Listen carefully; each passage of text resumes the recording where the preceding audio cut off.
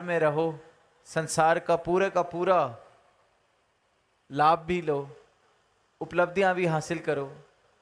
पर जो सही मायनों में उपलब्ध करने लायक, प्राप्त करने लायक ये सत्ता है, इसकी प्राप्ति ज़रूरी है, ताकि फिर जो संसारिक उपलब्धियां हैं इनके साथ जो रिश्ता है,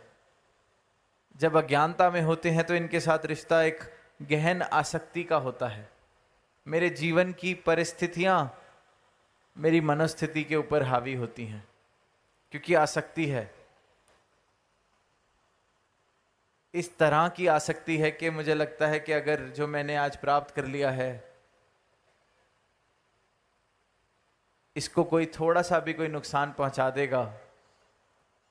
तो मैं तो खुश ही नहीं रह पाऊंगा। ये जो मैंने धन हासिल किया है,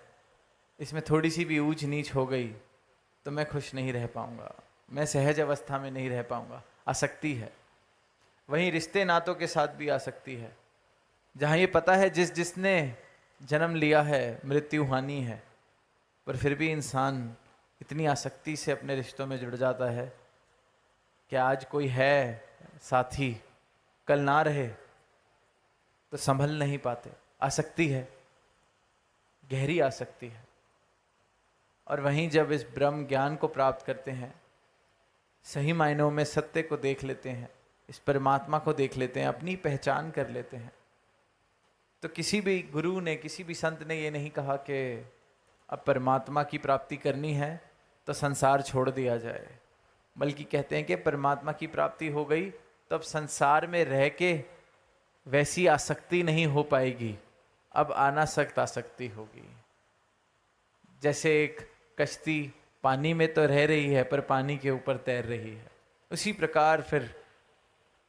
संतों का जीवन, भक्तों का जीवन संसार में है पर संसार से ऊपर उठ के रह रहे हैं। हृदय में संसार नहीं बस रहा, हृदय में परमात्मा बसा है, और फिर इस परमात्मा की प्राप्ति के साथ इस संसार में विचरते हैं तो इस संसार भी सुखदायी बन जाता है, इस संसार में भी सहज अवस्था प्राप्त करते हैं, फिर संसार के अंदर भी सजावट का काम करते हैं, क्योंकि जीवन में प्रेम आ जाता है। और इसलिए फिर वो भाव कि संतों ने बदलना है नक्शा कुल संसार का,